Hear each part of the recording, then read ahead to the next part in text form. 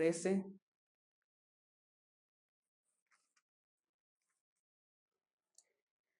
31 al 33.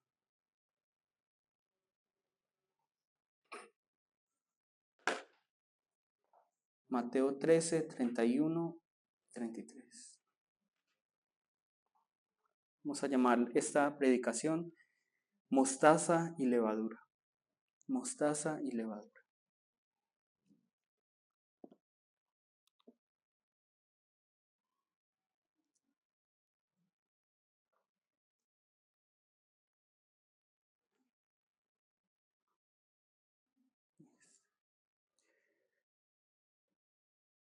Mostaza y levadura. Vamos a orar primeramente. Amado Señor, te damos muchas gracias por tu amor, por tu misericordia, por este tiempo en el que nos permites estar ante ti para escudriñar las Escrituras. Que esta palabra tuya nos hable profundamente a cada uno de nosotros, entendiendo que tú tienes una voluntad agradable y perfecta para tu iglesia, para nosotros tus hijos, y permítenos ser realmente como esta mostaza, como esta levadura, y ayúdanos a cumplir esa misión que tú nos has encomendado. Te lo pedimos, Señor, en el nombre de Jesús. Mostaza y levadura. Vamos a leer la palabra de Dios, Mateo 13, del 31 al 33. Otra parábola les refirió diciendo: el reino de los cielos es semejante al grano de mostaza que un hombre tomó y sembró en su campo, el cual a la verdad es la más pequeña de todas las semillas, pero cuando ha crecido es la mayor de las hortalizas y se hace árbol, de tal manera que vienen las aves del cielo y hacen nidos en sus ramas. Otra parábola les dijo: el reino de los cielos es semejante a la levadura que tomó una mujer y escondió en 3 medidas de harina hasta que todo fue leudado. Amén. Primeramente les pido perdón por parecer un disco rayado, pero es importante que tengamos esto muy claro, porque como ya lo vimos anteriormente, Jesús de ahora en adelante con mayor frecuencia va a hablar por medio de ¿qué? De parábolas. Entonces, ¿qué son las parábolas? Recordemos, ¿qué son las parábolas? Son historias de la vida cotidiana que nos están hablando de ¿qué? Del reino de los cielos. Nos están hablando del reino de los cielos. Y Jesús es un genio, porque está utilizando estas historias de la vida cotidiana para hablarnos del reino de los cielos. Jesús no está hablando de otros mundos para hablarnos del reino de los cielos, sino que está utilizando lo cotidiano. ¿Por qué? Por 2 motivos. Primero, para que no tengamos excusa. Ay, ¿cómo así que un sembrador? ¿Cómo así que sembrar? No, todas las personas que escucharon a Jesús en ese momento entendían lo que Jesús está hablando. Porque claro, ellos día a día están viendo cómo se siembra, cómo se pesca, cómo se merca. Todo esto es lo que ellos están viendo. Y segundo, también Jesús es un genio por utilizar la cotidianidad. El segundo motivo es que cada vez que estos que habían escuchado las parábolas vieran que alguien estaba sembrando, ¿a quién iban a recordar? A Jesús. Cuando vieran cómo se pescaba, ¿qué iban a recordar? Ah, Jesús habló de esta parábola. Entonces, Jesús totalmente es un genio. Ahora, ¿de qué nos habla las parábolas? ¿De qué nos habla? Del reino de los cielos. Recordemos que en Mateo 5, 6 y 7 dijimos que el reino de los cielos no es como un lugar. Nosotros siempre que pensamos, el reino de los cielos se ha acercado, ¿qué pensamos? Como en una nube que viene desde los cielos, como un extraterrestre que viene de los cielos y se viene a implantar aquí. No, no es eso. Lo que nos está hablando la palabra al hablar del reino de los cielos es el reinar de Dios. El reinar de Dios. Ya viene la autoridad de Dios a presentarse en el aquí, en el ahora, en este presente. Listo, esto lo tenemos que tener muy claro. Entonces, las parábolas son historias de la vida cotidiana que nos hablan acerca de qué? Del reino de los cielos. Jesús, ¿por qué nos habla de esto? Para que no tengamos excusa. Usa la cotidianidad. Y segundo, para que cada vez que las personas vieran en su vida cotidiana las cosas, ellos recordaran, ah, Jesús me habló de esto. ¿Y qué es el reino de los cielos? No es un lugar físico, sino que es el venir de esa autoridad del Señor. Listo, vamos ahora a Mateo 13, 31, 33. Primero vamos a a leer la primera parábola, porque hoy encontramos dos parábolas. Otra parábola les refirió diciendo, el reino de los cielos es semejante al grano de mostaza que un hombre tomó y sembró en su campo, el cual a la verdad es la más pequeña de todas las semillas, pero cuando ha crecido es la mayor de las hortalizas y se hace árbol, de tal manera que vienen las aves del cielo y hacen nidos en sus ramas. Esta es la primera parábola que Jesús nos va a presentar el día de hoy. Pero antes de hablar de esta parábola, debemos entender una cosa. Ciertamente, cuando ustedes lean la Biblia detenidamente, se van a dar cuenta que antes que los científicos confirmaran muchas cosas de la Biblia, en la Biblia ya estaban escritas. Por ejemplo, en la Biblia se hablaba de antes, mucho antes de que fuera descubierto que la luz se divide en muchos colores. Por si no sabían, la luz tiene muchos colores. La Biblia ya hablaba de eso. La Biblia ya hablaba de caminos debajo del mar que apenas se están descubriendo. La Biblia ya hablaba de todo eso. Entonces, ciertamente podemos encontrar datos científicos en la Biblia que hoy en día se están confirmando. Sin embargo, tenemos que tener muy clara una cosa, y es que la Biblia no pretende ser un libro científico. ¿Listo? La Biblia no pretende ser un libro científico. ¿Por qué les digo esto? Porque en este caso nosotros vemos que Jesús nos dice algo que para un científico o para un ateo va a llamarle la atención. ¿Qué es? ¿Alguien de pronto sabe? ¿En qué se está equivocando aparentemente Jesús? Que la semilla de la mostaza es la más pequeña de las semillas. No es la más pequeña de las semillas. La semilla más pequeña de todas las que existen es la orquídea, por si no sabían. La orquídea es la más pequeña. Entonces, Jesús o se está equivocando aquí, o realmente no es omnisciente, o tiene una razón para hacerlo. Listo, tiene una razón para hacerlo. Entonces, tenemos que tener claro, es que Jesús no es que esté hablando de es la semilla más pequeña de todo el mundo, no, es la semilla más pequeña que se siembra ¿dónde? Aquí en esta tierra, es lo que está hablando Jesús. Es la semilla más pequeña. Además, es entender que para los judíos como tal, la semilla de mostaza proverbialmente hace referencia a algo muy pequeño y por eso Jesús lo está usando. Por eso Jesús lo está usando. ¿Listo? Entonces, para que tengamos claro esto, si de pronto alguien nos pregunta, ay, pero la semilla de mostaza no es la más pequeña. Totalmente cierto. La más pequeña es la de la orquídea. Pero Jesús está hablando de la tierra en la que se está sembrando las cosas. Él no le va a hablar de otras semillas a un pueblo que no siembre esa semilla. ¿Listo? Entonces Jesús no está tratando de hablar de botánica. Jesús no está hablando, no está tratando de hablar de ciencia. Él no está tratando de hablar de semillas, no está tratando de hablar de plantas, sino que está utilizando la figura de la semilla de mostaza para hablarnos de algo muy importante que el día de hoy tenemos que entender. ¿Listo? Entonces, él va a utilizar la semilla de mostaza para hablarnos de qué? De algo muy pequeño, muy qué? Insignificante. Algo muy pequeño e insignificante. Es por eso él usa esta imagen, algo muy pequeño e insignificante. ¿Listo? No nos imaginemos de pronto la mostaza amarilla, que es grandecita, sino que es una mostaza, que es una semilla de mostaza más pequeña. De hecho, busquen en internet cuando tengan tiempo, semilla de mostaza. Y no es la amarilla, sino la negrita, que es mucho más pequeña que la amarilla. Entonces, nosotros vemos que Jesús va a usar esta imagen para hablar de algo que comienza muy pequeño, que comienza muy insignificante, pero luego ¿qué va a ocurrir? Luego se crece. Y de hecho, eso sí es reconocido, es ver cómo de una semilla de 1 milímetro, la de orquídea es más 0.5, algo así, milímetros. Entonces, la de mostaza, para ser tan pequeña, crece mucho, crece unos 2 a 3 metros. Entonces, realmente es un árbol muy grande para esa tierra, para ese cultivo. ¿Listo? ¿Para qué iban a sembrar los judíos orquídeas? No tiene razón de ser. Por eso Jesús dice, la semilla de mostaza. Entre todo el campo que se está sembrando, es la más ¿qué? La más pequeña, y luego se va a volver ¿qué? La más grande. Y allí se van a cobijar todas las aves. esta imagen tampoco es al azar. Vamos a buscar Daniel 4. Vamos a buscar Daniel 4.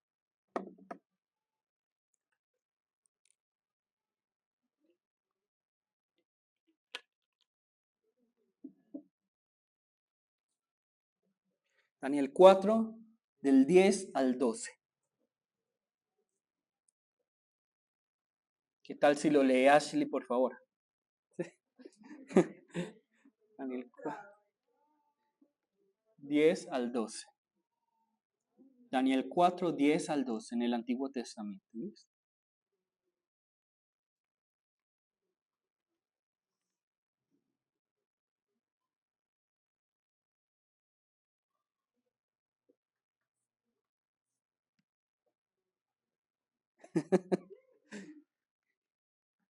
Daniel 4, 10 al 12. Esperemos, eso es ser iglesia. Esperarnos los unos a los otros.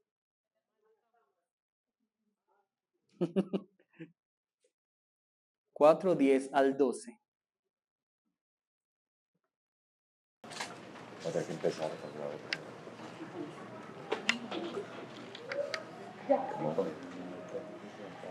Estas fueron las visiones de mi cabeza mientras estaba en mi cama. Me parecía ver en medio de la tierra un árbol cuya altura era grande. Crecía este árbol y se hacía fuerte, y su copa llegaban hasta el cielo, y se le alcanzaba a ver desde todos los confines de la tierra. Su follaje era hermoso y su fruto abundante, y había en él alimento para todos. Debajo de él se ponían a la sombra las bestias del campo, y en sus ramas hacían moradas las aves del cielo, y se mantenía de... ¿Qué frase aquí nos recuerda lo que leímos en Mateo 13? Las aves del cielo. Entonces se nos está hablando de un árbol y es un árbol grande, es un árbol poderoso. ¿De quién se está hablando aquí? ¿Alguien de pronto sabe? De Nabucodonosor. ¿Listo? Entonces se está hablando de que él es como un árbol grande, poderoso, y en este árbol va a haber muchas aves que van a hacer nido. ¿A qué se refiere esto? ¿Qué es lo que quiere decir? Esas aves están haciendo nido. ¿Cómo lo entendemos? ¿Cómo debemos entenderlo? Es que Babilonia va a proteger, va a cobijar a muchas otras naciones. ¿A qué se refieren las otras aves? Son otras naciones que están cobijadas bajo este árbol. Eso lo vamos también a ver en Ezequiel, lo vamos a ver escrito muchas veces en la palabra. Es decir, un árbol que va a permitir que las bestias, que las aves formen nidos, se protejan con este árbol. ¿Listo? Entonces, ¿qué es lo que nos está diciendo Jesús? Jesús nos está diciendo que el reino de los cielos es como una pequeña semilla de mostaza que es sembrada y en su momento parece muy pequeña, muy insignificante, pero cuando es el tiempo y se convierte en un árbol, ¿qué es lo que ocurre? Vienen las aves para tener cobijo, para hacer nido en ese árbol. Listo, esto es muy importante. Ahora, la pregunta que nos queda es, ¿a qué se referirá Jesús cuando nos está hablando de esta semilla? ¿Qué es esta semilla? ¿Y qué es este árbol? ¿Y qué son estas aves? Son las preguntas que debemos hacernos al leer esta parábola. Pero primeramente entendamos, ¿qué quiere decir Jesús? Jesús no está hablando de botánica. Lo que quiere decirnos es, hay algo que es muy pequeño, que es muy insignificante, que parece nada, pero en su momento, ¿qué es lo que hace? Crece grandemente, poco a poco, y luego va a permitir que muchas aves se cobijen en este árbol. Vamos a la segunda parábola.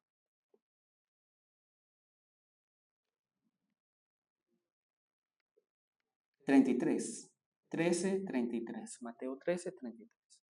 Otra parábola les dijo, el reino de los cielos es semejante a ¿qué? A la levadura que tomó una mujer y escondió en 3 medidas de harina hasta que todo fue leudado. Yo les pregunto a ustedes, generalmente, ¿qué sentido tiene la palabra levadura en todas las escrituras? ¿Positivo o negativo? Negativo, ¿cierto? Generalmente, cuando nosotros vemos la palabra levadura, leudado, todo esto lo vemos de manera negativa en las escrituras. Vamos a buscar Lucas 12.1. Lucas 12.1. Lucas 12.1. Dejen separado Mateo para que Lucas 12:1.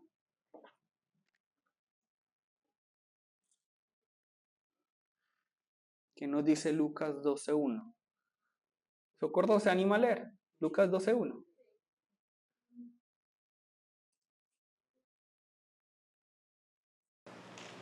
En esto, juntándose por millares la multitud, tanto que unos a otros se atropellaban, comenzó a decir a sus discípulos: primeramente guardaos de la levadura de los fariseos, que es la hipocresía. Entonces miren, Jesús, ¿qué le está diciendo a los discípulos? Guárdense de la levadura de los fariseos. Guárdense de la levadura.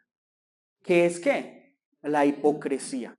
¿Qué es la hipocresía? Entonces, ¿alguien sabe qué es la levadura y para qué se usa comúnmente la levadura? Entonces, la levadura primeramente, ¿qué es? Es un hongo. Es un hongo, ¿cierto? Es un hongo que está en el ambiente. Y comúnmente se usa para hacer pan. No me imagino la primera persona que se le ocurrió coger un hongo y ponerlo en el pan. No sé qué habrá pasado por su cabeza. De pronto, no sé. Pero entonces, la cuestión es un hongo, ¿cierto? Es un hongo y nosotros lo vemos comúnmente ¿en dónde? En la panadería. Entonces, ¿qué es lo que hace la levadura en la harina? ¿Por qué se usa tanto en la panadería? ¿Y por qué Jesús está Jesús diciendo, tengan cuidado con los fariseos que son como esa levadura, con su hipocresía, tengan mucho cuidado? ¿Por qué? Porque lo que hace la levadura es comer el azúcar, ¿cierto? Come los carbohidratos y empieza a producir gas. Entonces, lo que estamos comiendo en el pan, finalmente, ¿qué es? Gas, son peos de levadura, peos de hongos, eso es. Es decir, la levadura se come el carbohidrato y luego, ¿qué es lo que produce? Gas, o sea, es decir, y eso es, ay, tan rico este pan, ay, tan delicioso. Lo que le da ese sabor como tan suave al pan, finalmente, ¿qué es? Es peo de levadura. ¿Listo? Entonces, ya saben por qué están pagando, ¿listo? Pero entonces, nosotros vemos, generalmente cuando alguien amasa, primeramente parece como una arepa, pero cuando le ponen la levadura, ¿qué es lo que pasa? Ya ellos lo dejan reposando y se empieza a crecer, a crecer, a crecer. ¿Listo? Entonces, por eso es que Jesús dice, tengan cuidado con los fariseos, porque ellos son como la levadura, es decir, ellos son inflados, ellos parecen grandes, parecen súper inteligentes, súper sabios, pero finalmente dentro de su interior, ¿qué es? Nada. Son aire, no tienen nada. Lo mismo que un pan. Un pan, se compra un pan y a la final eso que tiene, mucho aire. Uno está comprando es aire, ¿cierto? Obviamente hay muchos ingredientes, pero está comprando aire. Pero, entonces, ¿tenemos que ver la levadura como algo negativo en este pasaje? No. Por eso es lo que yo les decía, no podemos tomar un término y decir, este término se utiliza siempre de esta manera. No podemos ser absolutos en esto. No, tenemos que ver siempre el contexto. Y en este contexto es lo mismo que la semilla de mostaza. La levadura parece nada. Cuando ustedes ven la levadura que se usa en la panadería, es pequeño, es mínimo. Entonces, ustedes toman un poquito de esta levadura, la ponen en el pan y eso tiene un gran efecto. De hecho, miremos aquí. Otra parábola les dijo, el reino de los cielos es semejante a la levadura que tomó una mujer y escondió en 3 medidas de harina. 3 medidas, imagínense 3 bultos. Algunos dicen que son tantos kilos, otros dicen, no hay necesidad es que los kilos son exactos, no. Pero lo que sí se nos está diciendo es que son 3 bultos de harina. Imagínense, 3 bultos de harina. 3 bultos de harina.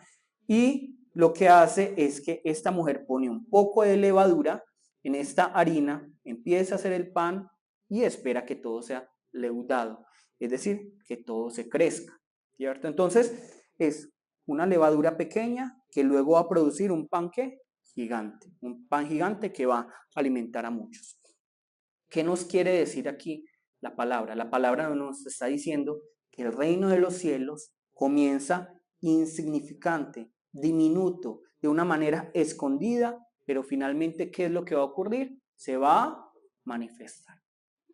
Entonces, ¿a qué se refiere esta semilla de mostaza? ¿A qué se refiere esta levadura? al reino de los cielos, al reino de los cielos. Pongámonos en ese momento en las sandalias de un judío para que entendamos por qué Jesús está diciendo esta parábola. Pensémonos en lo siguiente. ¿Qué han vivido los judíos en esta época? Primero, se han dado cuenta a través de los libros de crónicas de reyes que la mayoría de sus reyes han sido buenos o malos. Han sido pésimos reyes. Han desagradado a Dios. Y por eso están en la situación en la que están. Además de eso, ellos han tenido muy malos reyes y luego son secuestrados ¿por quién? ¿Alguien sabe de pronto por quién fueron secuestrados la tribu de Judá? Primero por Babilonia, ¿cierto? Babilonia. Asiria, Israel del norte. Lo que nosotros vemos en los tiempos de Jesús sería Israel del sur, que primero es por Babilonia. Luego, ¿quién, digamos, le pega una cachetada a Babilonia y se lleva a los israelitas? ¿Quién? ¿Alguien de pronto? Persia. Y luego, Grecia. Y luego, ¿dónde están en ese momento? Roma. Entonces, imagínense estar como, no sé, como pan de queso, ¿qué? Pan de queso maluco, es decir, primero los babilonios, luego que los persas, luego que los griegos, luego que los romanos, están aquí, entonces no tienen una identidad, ellos ya no tienen identidad, y siempre están pensando, como nosotros los que somos más antiguos en la iglesia, decimos, no, en los 80 y los 90 todo era mejor, es que la música de esa época era mejor, todos tenemos como esa nostalgia. Seguramente los judíos también tienen esta nostalgia. En los tiempos de David todo era mejor. En los tiempos de Salomón todo era mejor. En esos tiempos existía el templo que Dios había decidido cómo debía ser. En ese momento tenemos, digámoslo así, una réplica de templo. En ese momento sí éramos una nación. En ese momento somos una nación ¿bajo quién? Bajo Roma. Y nosotros no podemos actuar libremente, tenemos que seguir las políticas romanas. Y por último, nosotros vemos que hay un caos político, económico, moral, espiritual. Claro, uno ve que cada vez va más en decadencia la sociedad. Entonces, cuando los judíos escuchan, va a venir un Mesías, ¿qué tipo de Mesías están esperando ellos? ¿Qué tipo de Mesías quieren ellos? ¿Qué tipo de Mesías? ¿Alguien sí? Alguien que venga como un guerrero, que venga con fuego, con truenos, con relámpagos, con centellas, y empieza a organizar todas las cosas, que empiece a realmente organizar la política, la economía, la moral, la espiritualidad. Eso es lo que están esperando ellos. Están esperando esto los fariseos, la multitud, y también ¿quiénes? Los discípulos. Y es lo mismo que nosotros generalmente esperamos. ¿Cómo anhelamos nosotros que se manifieste el Señor cuando alguien nos hace daño? ¿Cómo quisiéramos? Señor, Felipe se acaba de burlar de mí, digamos. Felipe se acaba de burlar de mí. Uno que quiere que le ocurriera que le caiga un rayo. Que venga una voz del cielo que diga, Felipe, con Down no te metas. ¿Cierto? Eso es lo que quisiéramos. Eso es lo que nosotros quisiéramos. Eso es lo que están esperando estos judíos. Que venga el Mesías guerrero con estos fuegos, relámpagos, que le llamen la atención a los romanos. Que organice todas las cosas. Y este es el deseo de los fariseos, de la multitud, de los discípulos. Pero ¿qué es lo que se encuentra? ¿Con qué se encuentran? ¿Qué tipo de Mesías? Un Mesías totalmente diferente, que pone todo patas arriba, que en vez de decir, bueno, vamos a destruir a los romanos, ¿qué dice? Vamos a amar, vamos a perdonar. En vez de estar organizando la moral y la espiritualidad, ¿con quién se sienta este Mesías? Con los publicanos, con las prostitutas, con los pecadores, con nosotros. Con nosotros. Entonces, aquí lo que nos está diciendo la palabra a través de la semilla de mostaza y la parábola de la levadura es el reino de los cielos. No se manifiesta como nosotros pensamos que se va a manifestar, sino que se manifiesta poco a poco. Primero es algo pequeño, algo insignificante, algo que parece escondido, pero que en su momento, poco a poco, va a ir, ¿qué? Creciendo hasta que se manifieste completamente y tenga un efecto en todas las naciones. Así como la semilla primero es pequeña y luego se convierte en un árbol grande y la levadura produce un pan gigante, así es el reino de los cielos. Así es el reino de los cielos.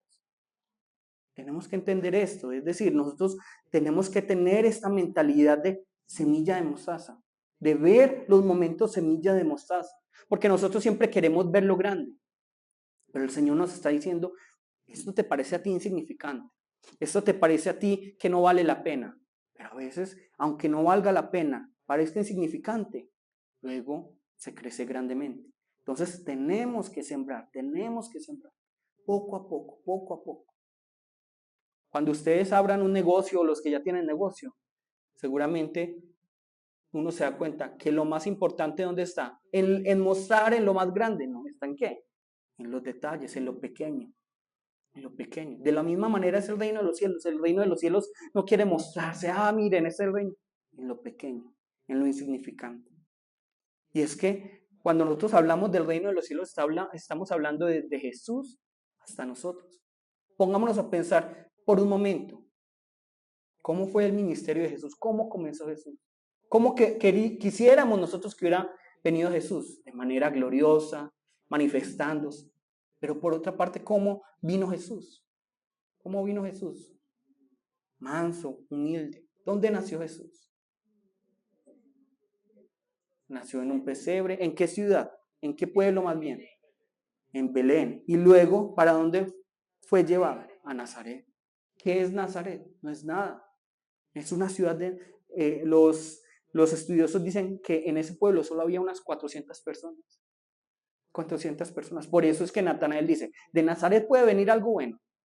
Es un pueblo pequeño. Cuando yo estaba en Andes, cuando me tocó hacer estaba estudiando, nos tocaba ir, digamos, a los pueblos. Y una vez nos tocó ir a una vereda de Andes que se llama Santa Inés. Santa Inés. Y para ir, nos tocaba ir no en automóvil, nos tocaba ir en mula, en burrito, en burros. Entonces, obviamente, yo iba con 2 compañeras médicas, el que nos guiaba y yo, ¿cierto? Entonces, el que nos guiaba iba obviamente en su mula, como uno como es caballeroso, ¿cierto? Uno ahí quisiera, no, nosotros somos empoderados, uno quisiera que fuera así, pero no, en esos momentos no, arriba la feminidad. Entonces, los 2 caballos, ¿para quiénes eran? Para ellas. Y para mí, el que me tocó, el burrito. El burrito que no tenía ni siquiera silla, entonces lo único que me separaba a mí del burrito era el pantalón, ¿cierto? Entonces imagínese ese burrito, yo con mis kilitos de peso más, ese burrito sudando, cargándome, subiendo por las montañas, por unos barrancos, hasta que llegamos a ese pueblo, y uno, ay, qué descanso, hay que volver, ay, otra vez, yo me quiero quedar aquí, uno pensaba. Pero imagínense, si alguien les dice, no, el próximo líder político de Colombia que va a cambiar la nación viene de Santa Inés, ¿quién va a creer? ¿De dónde pensamos nosotros que van a venir los líderes políticos de Colombia? De Bogotá, de Medellín, de ciudades grandes. Nadie piensa, no, el pueblito pequeño que está súper escondido en las montañas. Nadie piensa en eso. Lo mismo está ocurriendo con Jesús.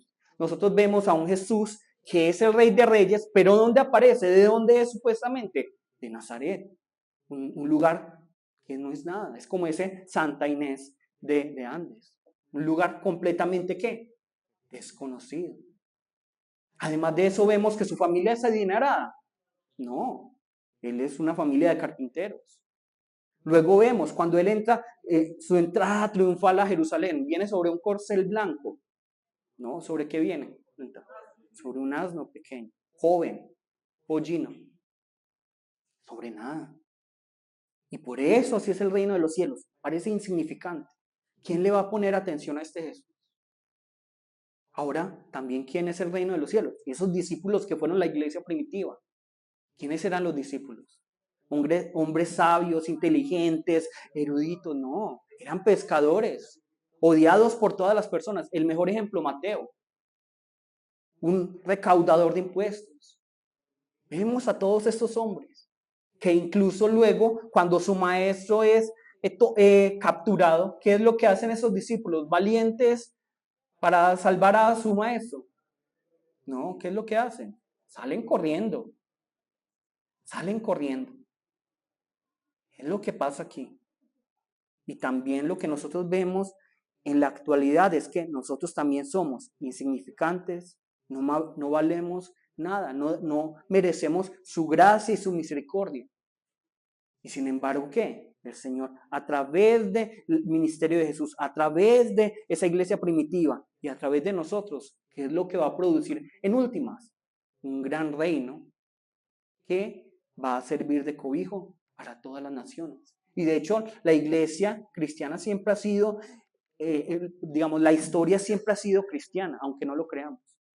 Cristo siempre ha estado en el centro de la historia. Y hoy en día, claro, los ateos dicen, no, el cristianismo es una basura, es una bobada. Es una basura, es una bobada. Es lo que nos ha permitido llegar hasta lo que somos hoy. Sin el cristianismo no seríamos o lo que somos hoy. Seríamos bárbaros. Seríamos bárbaros. Cuando las ciudades se llenaban de enfermos, había pestes, había pandemia, ¿quiénes se quedaban con los enfermos? Los cristianos. Los cristianos, no otros, no los ateos, los cristianos. ¿De dónde nacen todos los hospitales? ¿De dónde nace el cuidado al anciano, al débil, al enfermo? Los cristianos. No fueron los ateos, no fue otra religión. ¿De dónde salen las escuelas? ¿De dónde salen las universidades? De los cristianos. ¿De dónde salen los derechos humanos? ¿Ustedes creen que hace unos años existían los derechos humanos? No. ¿Ustedes creen que siempre hemos pensado, sí, es que el hombre por ser hombre tiene valor? No, en ese momento éramos animales. Éramos animales. ¿Ustedes creen que, es que como ese es un ser humano hay que cuidarlo? No. En esa época es un esclavo, es un animal. Por los cristianos, porque hemos permeado la mentalidad de Occidente. La gente piensa, los derechos humanos, hay que cuidar la vida. Entonces, ¿ustedes por qué creen que el enemigo constantemente trata de atacar el cristianismo? Para destruir la base de toda la sociedad, que es realmente Cristo. ¿Ustedes por qué creen que en las películas tan fácilmente critican a los cristianos, pero no de pronto a los musulmanes? Porque nosotros tenemos la verdad. Porque es fácil porque lo que quiere hacer el enemigo, los musulmanes ya están en sus mentiras, la otra religión está en sus mentiras. ¿De quién debemos hacer burla para que la gente no le ponga atención? De los cristianos de Cristo. Miren las películas últimamente, ¿de quién se burlan? ¿De quién se burlan todos estos movimientos radicales que se están moviendo en este momento? De los musulmanes, nadie es capaz de ir allá y levantan, hay que cuidar a los musulmanes. Cuando uno va allá, ¿qué es lo que hacen? Degollar. Entonces, miren a quién está atacando el diablo realmente. ¿A quién está atacando la industria? A los cristianos. Por eso tenemos que estar despiertos. Y claro, se aprovechan porque en este momento somos ¿qué? Parecemos ¿qué? Insignificantes. Parecemos insignificantes. Parecemos olvidados por el Señor. Pero lo que nos está diciendo aquí es que, que la iglesia, que el reino de los cielos, que nosotros, así como el ministerio de Jesús, somos como esa semilla de mostaza que parece insignificante, pequeña, que no parece no valer nada, pero que finalmente se va a convertir en un gran árbol. Que somos como esa levadura que no parece nada, pero finalmente va a crecer. Es lo que nos está diciendo las Escrituras. Entonces, no pongamos atención. Yo sé que como seres humanos nos sentimos atraídos, y no es para hablar mal de las grandes iglesias, pero nos sentimos atraídos por esas grandes iglesias, con luces, con un super grupo de alabanza. Por eso nos sentimos atraídos, porque quisiéramos eso. Pero ¿será que el Señor está en esas iglesias? Yo no puedo decir que no, no puedo decir que sí. Pero ¿dónde se estará moviendo más? En esas grandes iglesias donde lo importante es el show, o en el día a día de cada uno de nosotros, cuando estamos buscando glorificarle a Él. ¿Será que Dios realmente está donde todos esos teólogos que saben griego, arameo, todos estos idiomas que conocen todo lo del contexto? ¿O estará en cada una de nuestras vidas cuando decimos, Señor, yo te quiero obedecer? ¿Dónde estará el Señor? En eso que parece insignificante, en eso que parece pequeño. Entonces, entendamos esto, la iglesia es la que puede transformar realmente la sociedad. Vamos a buscar Hechos 17:6.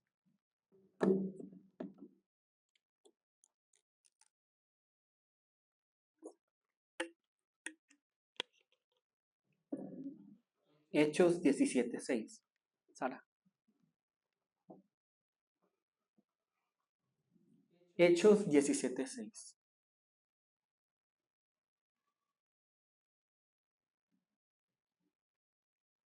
Pero no hallándolos, trajeron a Jasón y a algunos hermanos ante las autoridades de la ciudad gritando ¿qué? Estos que trastornan el mundo entero, también han venido acá. Ellos lo están diciendo de manera negativa, pero nuestro llamado ciertamente es ¿a qué? A trastornar el orden de este mundo, tan caótico, tan violento, tan lleno de destrucción, tan lleno de muerte. Esta semana uno ve las noticias y hubo muchas noticias que a uno le da mucha tristeza, mucho dolor, que como cristianos, como seres humanos, nos tiene que traer dolor. El lunes, por ejemplo,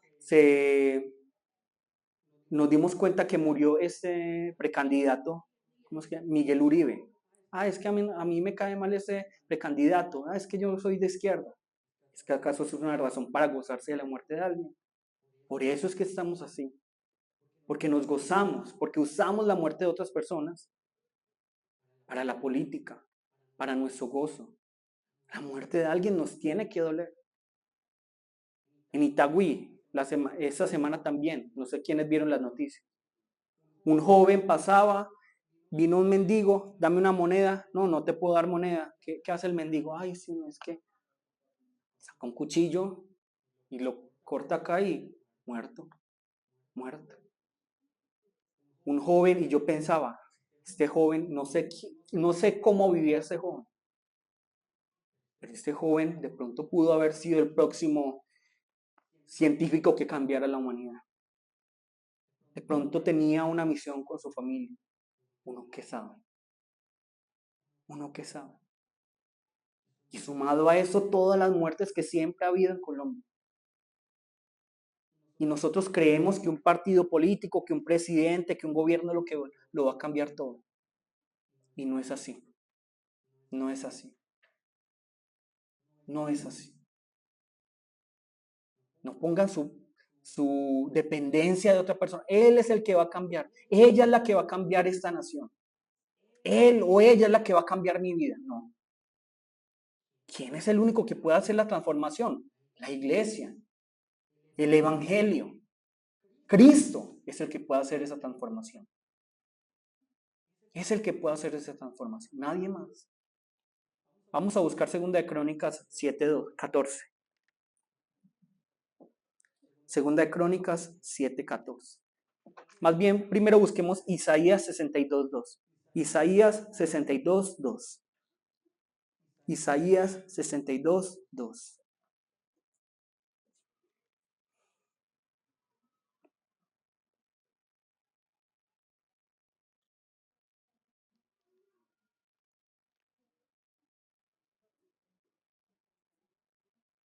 Isaías 62, perdón, 6, 7.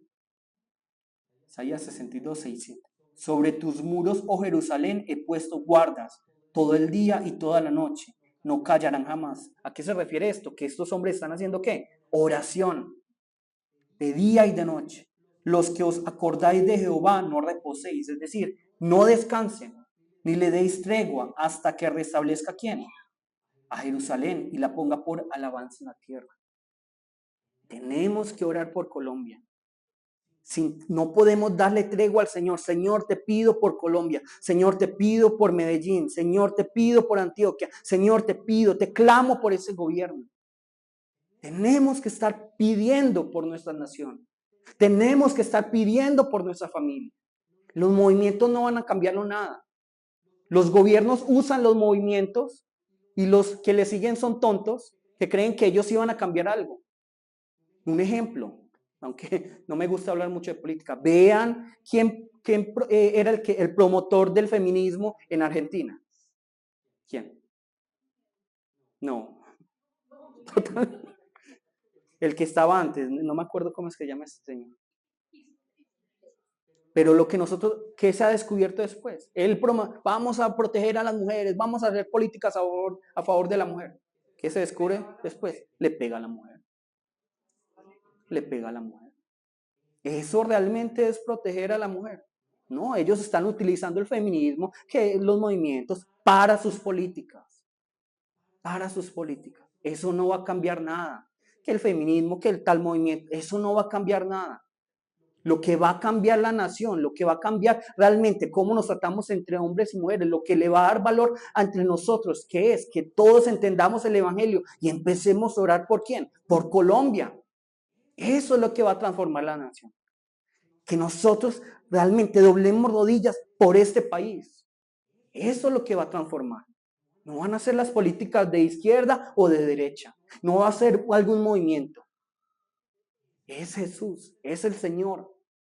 A la final todos los políticos se vuelven corruptos. Para llegar a esos puestos, ¿qué les tocará hacer? No, vamos todos a orar y vamos a tomarnos de las manos a ver si yo me vuelvo el presidente. Ninguno va a hacer eso. Todos quieren algo, digamos, como dicen aquí, mermelada. Vamos a 2 Crónicas 7:14. 2 Crónicas 7:14. Y está bien, y en sus discusiones del día a día con esas personas hablen de política, pero siempre entendiendo que la verdadera solución, ¿quién es? Cristo. Es Cristo. 2 Crónicas 7:14. 2 Crónicas 7:14. Si se humillare mi pueblo, sobre el cual mi nombre es invocado, y oraren.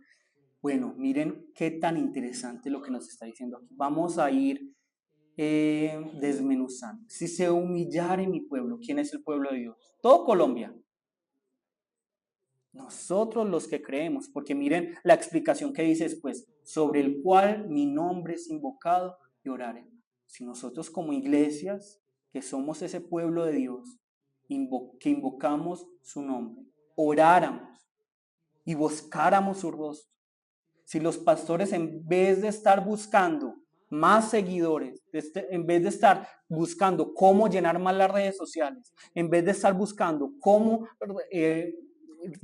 robarse más plata de los miembros, si en vez de eso los pastores guiaran a sus congregaciones para buscar el rostro de Dios, si nos convirtiéramos todos, no solo el pastor, todos de nuestros malos caminos, ¿cuál sería la consecuencia de esto? Entonces, ¿qué es lo que va a hacer Dios? Yo oiré desde los cielos y perdonaré sus pecados y sanaré su tierra. Porque estamos viviendo lo que estamos viviendo hoy en día. Porque Dios se olvidó de nosotros. Porque tal político tiene mala conducta, porque es corrupto. Nosotros tenemos el peso aquí.